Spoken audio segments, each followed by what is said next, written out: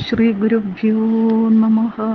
ഗുരുർബ്രഹ്മാ ഗുരുർവിഷ്ണു ഗുരുർദേവോ മഹേശ്വര ഗുരു സാക്ഷാത് പരം ബ്രഹ്മ തസ്മൈ ശ്രീ ഗുരവേ നമഃ.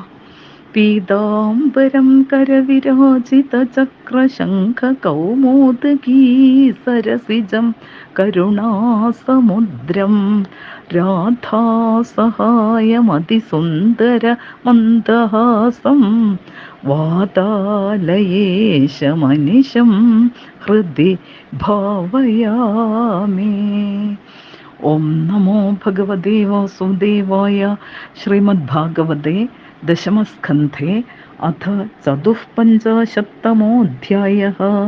ശ്രീശുക ഉവാച ഇതി സർവേ സുസംരബ്ധാ വാഹനാരുഹ്യ ദംശിതാ സ്വൈർസ്വൈർബലൈഃ പരിക്രാന്താ അന്യോയുർധൃതകാർമുകാ താനാപതത ആലോക്യ യാദവാനേകയൂഥപാ തസ്തുസ്തൽസമ്മുഖാ രാജൻ വിസ്ഫൂർജ്യ സ്വധനോംഷിതേ അശ്വപൃഷ്ഠേ ഗജസ്കന്ധേ രഥോപസ്ഥേ ച കോവിദ മുമുജുശരവർഷാണി മേഘാ അദൃശ്വപോ യഥാ പത്യുർബലം ശരാസാരൈശ്ഛന്നം വീക്ഷ്യ സുമധ്യമാ സവ്രീഡമൈക്ഷത്തദ്വക്ത്രം ഭയവിഹ്വലലോചനാ പ്രഹസ്യ ഭഗവാനാഹ മാസ്മഭൈർവാമലോചനെ വിനക്ഷ്യത്യധുനൈവൈതത് താവകൈശാത്രവം ബലം തേഷാം തദ്വിക്രമം വീരാഗതസംഘർഷണാദയ അമൃഷ്യമാണാ നാരാജിർജഹ്നോർഹയഗജാൻ രഥാൻ പേതുശിരാം സിരധിനാമശ്വിനാം ഗജിനാം ഭുവി സകുണ്ടലകിരീടാനി സോഷ്ണീഷാണി ച കോടിശ ഹസ്താസാസി ഗദേശ്വാസാഃ കരഭാ ഊരവോങ്ക്രയ അശ്വാശ്വതരനാഗോഷ്ട്രഘരമർത്യശിരാംസി ച ഹന്യമാനബലാനീകാ വൃഷ്ണിഭിർജയകാംക്ഷിഭിः രാജാനോ വിമുഖാ ജഗ്മുർജരാസന്ധപുരസ്സരാ ശിശുപാലം സമഭ്യീത്യ ഹൃദദാരമിവാതുരം നഷ്ടത്യുഷം ഗതോത്സാഹം ശുഷ്യദ്വദനമബ്രുവൻ ഭോ ഭോ പുരുഷശാർദൂല ദൗർമനസ്യമിദം ത്യജ ന പ്രിയാ പ്രിയയോ രാജൻ നിഷ്ഠാദേഹിഷു ദൃശ്യതേ യഥാ ദാരുമയീ യോഷി നൃത്യതേ കുഹകേച്ഛയാ ഏവമീശ്വരതന്ത്രോയമീഹതേ സുഖദുഃഖയോഃ ശൗരേ സപ്തദശാഹം വൈ സംയുഗാനി പരാജിത ത്രയോവിംശതിഭിः സൈന്യൈർജിഗ്യ ഏകമഹം പരം തഥാപ്യഹം ന ശോചാമി ന പ്രഹൃഷ്യാമി കർഹിചിത് കാലേന ദൈവയുക്തേന ജാനൻ വിദ്രാവിദം ജഗത് അധുനാപി വയം സർവേ വീരയൂഥപയൂഥപാ പരാജിതാ ഫൽഗുതന്ത്രൈർയദുഭിः കൃഷ്ണപാലിതൈ രിപവോ ജിഗ്യുരധുനാ കാല ആത്മാനുസാരിണേ തദാ വയം വിജേഷ്യാമോ യഥാ കാലഃ പ്രദക്ഷിണ ഏവം പ്രബോധിതോ മിത്രൈശ്ചൈദ്യോഗാത് സാനുഗഃ പുരം ഹതശേഷാഃ പുനസ്തേഭി യയുഃ സ്വം പുരം നൃപാ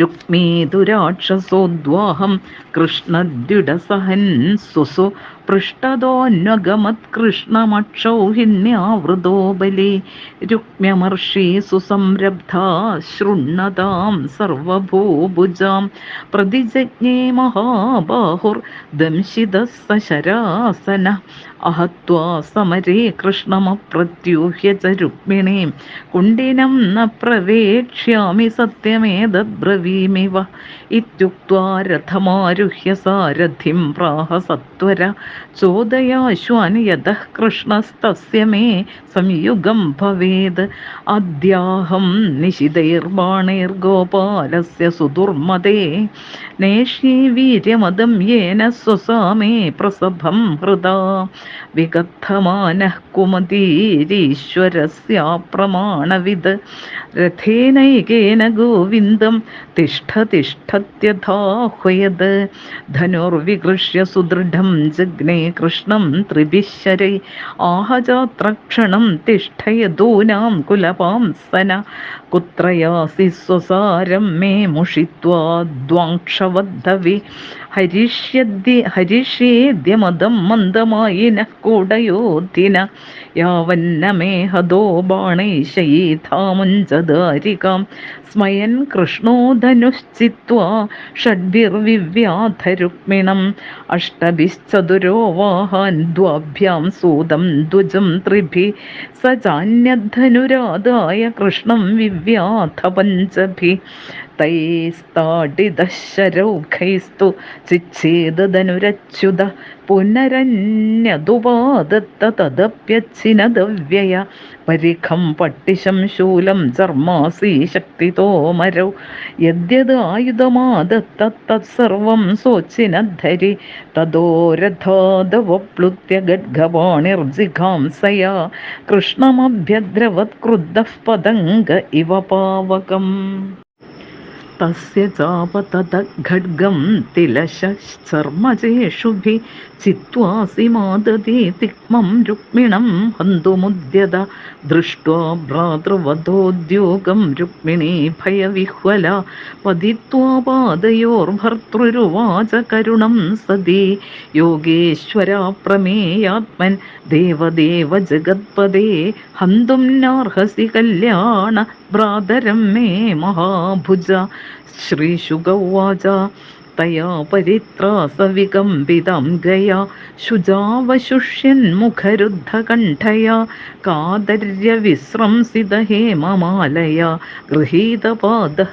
കരുണോന്യവർത്തത ചൈലേന ബദ്ധ്വാ തമസാധുകാരിണം സശ്മശ്രുകേശം പ്രവപൻ വിരൂപയത് താവന്മമർദുഃ പരസൈന്യമദ്ഭുതം യദുപ്രവീരാ നളിനീം യഥാ ഗജാഃ കൃഷ്ണാന്തികമുപവ്രജ്യ ദദൃശുസ്തത്ര രുക്മിണം തഥാഭൂതം ഹതപ്രായം ദൃഷ്ട്വാ സംകർഷണോ വിഭോ വിമുച്യ ബദ്ധം കരുണോ ഭഗവാൻ കൃഷ്ണമബ്രവീത് അസാദ്യുതം ത്വയാ കൃഷ്ണ കൃതമസ്മജ്ജുഗുപ്സിതം വപനം ശ്മശ്രുകേശാനാം വൈരൂപ്യം സുഹൃദോ വധ മൈവാസ്മാൻ സാധ്യസൂയേഥാ ഭ്രാതുർവൈരൂപ്യചിന്തയാ സുഖദുഃഖദോ ന ചാന്യോസ്തി യഥഃ സുകൃതഭുക് പുമാൻ ബന്ധുർവദാർഹദോഷോऽപി ന ബന്ധോർവധമർഹതി ത്യാജ്യസ്വേനൈവ ദോഷേണ ഹതഃ കിം ഹന്യതേ പുനഃ ക്ഷത്രിയാണാമയം ധർമ്മഃ പ്രജാപതി വിനിർമ്മിത ഭ്രാതാപി ഭ്രാതരം ഹന്യാതി യേന ഘോരതരസ്തദാ രാജ്യസ്യ ഭൂമേർവിത്തസ്യ സ്ത്രിയോ മാനസ്യ തേജസ മാനിനോന്യസ്യ വാഹേതോ ശ്രീമദാന്താഃ ക്ഷിബന്തിഃ തവേയം വിഷമാ ബുദ്ധി സർവഭൂതേഷു ദുർഹൃദാം യന്മന്യസേ സദാ ഭദ്രം സുഹൃദാം ഭദ്രമന്യവത് ആത്മമോഹോ നൃണാമേഷ കൽപ്യതേ ദേവമായയാ സുഹൃദ്ദുർഹൃദുദാസീന ഇതി ദേഹാത്മമാനിനാം ഏക ഏവ പരോ ഹ്യാത്മാ സർവേഷാമപി ദേഹിനാം നാവിനേവ ഗൃഹ്യതേ മൂഢിർയഥാ ജ്യോതിർയഥാ നഭ ദേഹ ആദ്യന്തവാനേഷ ദ്രവ്യപ്രാണഗുണാത്മക ആത്മന്യവിദ്യയാ ക്ലബ്ധ സംസാരയതി ദേഹിനം നാത്മനോന്യേന സംയോഗോ വിയോഗശ്ചാസദസ്സതി തദ്ദേതുത്വാത് തത്പ്രസിദ്ധിർദൃഗ്രൂപാഭ്യാം യഥാ രവേ ജന്മാദയസ്തു ദേഹസ്യ വിക്രിയാനാത്മനഃ ക്വചിത് കാലാനാമിവ നൈവേന്ദോർ മൃതിർഹ്യസ്യ കുഹൂരിവ യഥാ ശയാന ആത്മാനം വിഷയാൻ ഫലമേവ ച അനുഭുങ്ക്തേപ്യസത്യർത്ഥേ തദാപ്നോത്യബുധോ ഭവം തസ്മാദജ്ഞാനജം ശോകമാത്മശോഷവിമോഹനം തത്വജ്ഞാനേന നിർഹൃത്യ സ്വസ്ഥാ ഭവ ശുചിസ്മിതേ ശ്രീശുക ഉവാച एवं भगवता तन्वी रामेण प्रतिबोधिता वैमनस्यं परित्यज्य मनोबुद्ध्या समादधे प्राणावशेष उत्सृष्टो द्युद्भिर्हतबलप्रभ स्मरन् विरूपकरणं विदधात्ममनोरथ चक्रे भोजकटं नाम निवासाय महत्पुरम् अहत्वा दुर्मतिं कृष्णमप्रत्यूह्य यवीयसीं कुण्डिनं न प्रवेक्ष्यामीत्युक्त्वा तत्रावसदृशा भगवान् भीष्मकसुतामेवं निर्जित्य भूमिवान् पुरमानीय विधिवदुपये मे कुरुद्वः तदा महोत्सवो नृणां यदुपुर्यां गृहे गृहे अभूदनन्यभावानां कृष्णे यदुपदो नृप नरा नार्यश्च मुदिताः प्रमृष्टमणिकुण्डला पारिबर्हमुपाजह्रुर्वरयोश्चित्रवाससोः सा वृष्णिपुर्युक्तभिदेन्द्रकेतुभिर्विचित्रमाल्याम्बर रत्नतोरणैः बभौ प्रतिद्वार्युपक्लप्तमङ्गलैरापूर्णकुम्भागरो धूपदीपिकैः सिक्तमार्गामदच्युल्बिराहूतप्रेष्ठभूभुजां गजैर्द्वासुपरामृष्टरम्भापूगोपशोभिता कुरु सृञ्जय कैकेय विदर्भ यदुकुन्दय मिथो मुमुदिरे तस्मिन् सम्भ्रमात् परिधावतां रुक्मिण्याहरणं श्रुत्वा गीयमानं ततस्ततः राजानो राजकन्याश्च बभूवुर्वृषविस्मिताः द्वारकायामभूद्राजन् महामोदः पुरौकसां रुक्मिण्यारमयोपेतं दृष्ट्वा कृष्णं श्रियः पदिं श्रीकृष्णार्पणमस्तु इति श्रीमद्भागवते महापुराणे पारमहंस्यां संहितायां दशमस्कन्धे उत्तरार्धे रुक्मिण्युद्वाहं नाम चतुःपञ्चाशत्तमोऽध्यायः सर्वत्र गोविन्दनामसङ्कीर्तनं गोविन्द गोविन्द हरि ओं तत्सत् सच्चिदानन्दरूपाय विश्वोत्पत्त्यादिहेतवे तावत्रय विनाशाय श्रीकृष्णाय वयं नमः. ശ്രീമദ്ഭാഗവതം ദശമസ്കന്ധം 54-ാം അധ്യായം. രുക്മിണിയുടെ പരാജയവും രുക്മിണിയുടെ വിവാഹവും. ശ്രീശുവൻ പറഞ്ഞു, കൃഷ്ണൻ രുക്മിണിയെ തേരിൽ കയറ്റി കൊണ്ടുപോകുന്നതുകൊണ്ട് കുപിതരായ നർമ്മന്മാർ സ്വസൈന്യങ്ങളോടൊത്ത് അവരുടെ പുറകെ പാഞ്ഞു ചെന്നു. ശത്രു സൈന്യത്തെ കണ്ട യാദവ സൈനികർ പിന്തിരിഞ്ഞു നിന്ന് യുദ്ധത്തിനൊരുങ്ങി. ശിശുപാലപക്ഷക്കാരായ നിർമ്മന്മാർ ചെന്ന മേഘങ്ങൾ പർവ്വതങ്ങളുടെ മുകളിൽ വർഷിക്കുന്നതുപോലെ ശരമാരി കൊണ്ട് യാദവ സൈന്യത്തെ മൂടിക്കളഞ്ഞു. ഇതുകണ്ട് ഭീതയായ രുക്മിണി ഭയത്തോടുകൂടി കൃഷ്ണന്റെ മുഖത്തേക്ക് നോക്കി. അപ്പോൾ കൃഷ്ണൻ പുഞ്ചിരിച്ചുകൊണ്ട് ഇപ്രകാരം പറഞ്ഞു, സുന്ദരി, നീ പേടിക്കാതിരിക്കൂ. നമ്മുടെ ശത്രുസൈന്യമെല്ലാം ഈ ക്ഷണം തന്നെ ഇല്ലാതായിത്തീരും. ശത്രുസൈന്യത്തിൻ്റെ ആന, തേർ, കുതിരകൾ മുതലായവയെ ബലരാമൻ, ഗദൻ തുടങ്ങിയവർ ചേർന്ന് അമ്പെയ്ത് വീഴ്ത്തിക്കൊണ്ടിരുന്നു. ശരീരാവയവങ്ങൾ വേർപെട്ട ആന, കുതിര, കാലാൾ മുതലായവ കൊണ്ട് യുദ്ധക്കളം നിറഞ്ഞു. യാദവ സൈന്യത്തോട് എതിരിടാൻ കഴിയാനാവാതെ ജരാസന്ധാദി നിർഭന്മാർ യുദ്ധക്കളത്തിൽ നിന്നും പിന്തിരിഞ്ഞോടിപ്പോയി. പത്നി നഷ്ടപ്പെട്ടവനെ പോലെ വിഷാദിച്ചിരിക്കുന്ന ശിശുപാലനെ സമീപിച്ച് ജരാസന്ധൻ ഇപ്രകാരം പറഞ്ഞു, ഹേ പുരുഷസഭ, അങ്ങ് ഇക്കാര്യത്തെക്കുറിച്ചോർത്ത് ദുഃഖിക്കരുത്. സർവ്വജീവികൾക്കും സുഖദുഃഖങ്ങൾ മാറി മാറി വന്നുകൊണ്ടിരിക്കുന്നു. മായാജാലക്കാരൻ്റെ കയ്യിലെ പാവയെപ്പോലെ സർവ്വജീവികളും ഈശ്വരൻ്റെ അധീനമായി സുഖദുഃഖാദികളെ അനുഭവിക്കുന്നു. ഞാൻ 23 അക്ഷൗഹിണി പടയും കൊണ്ട് 17 തവണ കൃഷ്ണനോട് എതിരിട്ട് പരാജയം അനുഭവിച്ചു. 18ാമത്തെ തവണ മാത്രമാണ് എനിക്ക് വിജയം കൈവരിക്കാനായത്. യുദ്ധത്തിൽ പരാജയപ്പെട്ടപ്പോൾ ഞാൻ ദുഃഖിക്കുകയോ വിജയിച്ചപ്പോൾ സന്തോഷിക്കുകയോ ചെയ്തില്ല. ഈ ലോകം ഈശ്വരപ്രേരിതമായി കാലത്തിനൊത്ത് കറങ്ങുന്നുവെന്ന വസ്തുത ഞാൻ മനസ്സിലാക്കിയിരുന്നു. ഇന്ന് കേവലം തുച്ഛന്മാരായ യാദവ സൈനികൾ വീരാഗ്രണികളായ നമ്മെ പരാജയപ്പെടുത്തിയിരിക്കുന്നു. ഇപ്പോൾ കാലം നമ്മുടെ ശത്രുക്കൾക്ക് അനുകൂലമാണ്. അതുകൊണ്ട് അവർക്ക് വിജയം കൈവരിക്കാനായി. കാലം ആകുമ്പോൾ നമുക്കും വിജയിക്കാൻ കഴിയും. ഇപ്രകാരമുള്ള സാന്ത്വന വചസ്സുകൾ കേട്ട് ശിശുപാലൻ അനുചരന്മാരോടുകൂടി സ്വഗൃഹത്തിലേക്ക് മടങ്ങിപ്പോയി. ഇതിനുശേഷം മറ്റു നിർഭന്മാരും താന്താങ്ങളുടെ ഗൃഹങ്ങളിലേക്ക് തിരിച്ചുപോയി. സ്വസഹോദരിയെ കൃഷ്ണൻ ബലമായി പിടിച്ചു കൊണ്ടുപോയത് അറിഞ്ഞ് രുക്മി വൻപിച്ച സൈന്യത്തോടുകൂടി കൃഷ്ണന്റെ പുറകെ പാഞ്ഞു. വില്ലും അമ്പും ധരിച്ച് രുക്മി ഇപ്രകാരം പ്രതിജ്ഞ ചെയ്തു: കൃഷ്ണനെ കൊന്ന സഹോദരിയെ വീണ്ടെടുക്കാതെ ഞാൻ കുണ്ടിന് വരുത്ത് കാലുകുത്തുകയില്ല. വേഗതയേറിയ കുതിരകളെ കെട്ടിയ തേരിൽ കയറി രുക്മി കൃഷ്ണന്റെ പുറകെ പാഞ്ഞു ചെന്നു. ഭഗവാനെ കണ്ടപ്പോൾ രുക്മി ഇപ്രകാരം അലറിപ്പറഞ്ഞു: ഹേ യാദവാധമ, നിൽക്കവിടെ! കാക്ക ഹവിസിനെ എന്ന പോലെ നീയൊരു ചോരനെ പോലെ എൻ്റെ സഹോദരിയെ അപഹരിച്ചു കൊണ്ടുപോകുന്നു. എൻ്റെ അമ്പേറ്റ് പ്രാണൻ വെടിയാൻ നിനക്ക് ആഗ്രഹമില്ലെങ്കിൽ അവളെ വിട്ടയക്കുക. ഇത് കേട്ട ഭഗവാൻ പുഞ്ചിരിച്ചുകൊണ്ട് അസ്ത്രങ്ങൾ അവൻ്റെ നേരെ തൊടുത്തുവിട്ടു. അതേറ്റ് അവൻ്റെ ശരീരം മുറിഞ്ഞ് രക്തം ഒലിച്ചിറങ്ങി. പിന്നെ ഭഗവാൻ 2 അസ്ത്രങ്ങൾ തേരാളിയെയും 3 അസ്ത്രങ്ങൾ ധ്വജത്തെയും 8 അസ്ത്രങ്ങൾ കുതിരകളെയും ലക്ഷ്യമാക്കി അയച്ചു. അപ്പോൾ രുക്മി 5 അസ്ത്രങ്ങൾ ഭഗവാന് നേരെ അയച്ചു. ഭഗവാൻ രുക്മിയുടെ അസ്ത്രങ്ങളെയും വില്ലിനെയും ശരങ്ങളെയും പ്രത്യസ്ത്രങ്ങൾ കൊണ്ട് ഖണ്ഡിച്ചു കളഞ്ഞു. രുക്മി വേറൊരു വില്ലെടുത്തപ്പോൾ അതും ഭഗവാന്റെ ശരങ്ങളേറ്റ് മുറിഞ്ഞു വീണു. കുപിതനായ രുക്മി പരിഘം, പട്ടിശം, വാൾ, വേൽ തുടങ്ങിയ നാനാ ആയുധങ്ങൾ ഭഗവാന് നേരെ പ്രയോഗിച്ചു. അവയെല്ലാം കൃഷ്ണൻ ക്ഷണനേരം കൊണ്ട് കഷ്ണം കഷ്ണമാക്കി ചേർത്തു. തൻ്റെ എല്ലാ പരിശ്രമങ്ങളും വിഫലമാകുന്നതുകൊണ്ട് മൂഢാത്മാവായ രുക്മി മൂർച്ചയേറിയ ഒരു വാൾ കയ്യിൽ പിടിച്ച് പാറ്റ അഗ്നിയുടെ നേരെ എന്ന പോലെ ഭഗവാന് നേരെ പാഞ്ഞു ചെന്നു. ഭഗവാൻ അവൻ്റെ വാളും പരിചയും നുറുക്കിയിട്ടു.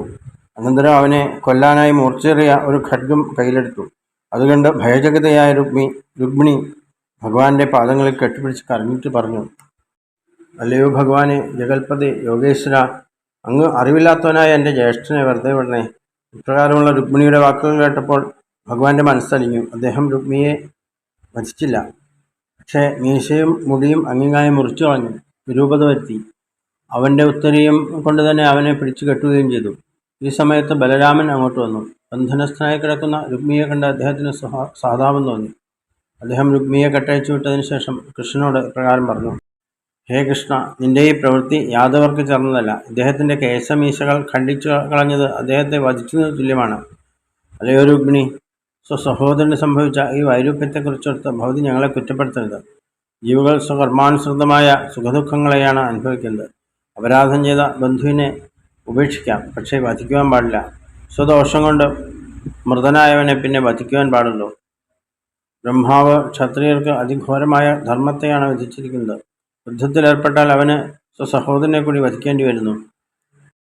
ഐശ്വര്യം കൊണ്ട് മത്തരായവർ രാജ്യം, ധനം, നാരി, ബലം, ദാനം മുതലായവ കാരണങ്ങളായി ബന്ധുക്കളെ വരെ നിന്ദിക്കുന്നു. ഭൂതദ്രോഹികളായവരെ കൂടി അനുഗ്രഹിക്കുന്ന ഭവതിയുടെ ബുദ്ധി എത്ര വിഷമം പിടിച്ചതാണ്. മായാമോഹം നിമിത്തം ശരീരമാണ് ആത്മാവെന്ന് കരുതുന്നവർക്ക് മാത്രമേ നല്ലവൻ, ദുഷ്ടൻ, ഉദാസീനൻ തുടങ്ങിയ ഭേദബുദ്ധി ഉണ്ടാവുകയുള്ളൂ. ജലത്തിൽ ബിംബിക്കുന്ന ചന്ദ്രനെ കണ്ട് ചന്ദ്രൻ പലതാണെന്ന് കരുതുന്നത് പോലെയാണ് ശരീരഭേദം കൊണ്ട് പരമാത്മാവ് പലതാണെന്ന് ധരിക്കുന്നത്. അവിദ്യാകൽപിതമായ ദേഹമാണ് ആത്മാവെന്ന് തെറ്റിദ്ധരിച്ച് ദേഹി സംസാരസാഗരത്തിൽ വലയുന്നു. ദൃഢമായ പ്രപഞ്ചത്തെയോ ശരീരത്തോടോ ആത്മാവിന് യാതൊരു ബന്ധവുമില്ല.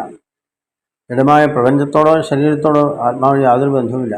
വസ്തുക്കളുടെയോ നേത്രത്തിൻ്റെയോ ദോഷങ്ങൾ ആദിത്യനെ സ്പർശിക്കാത്തതുപോലെ പ്രപഞ്ചഗുണങ്ങൾ ആത്മാവിന് ബാധകമല്ല.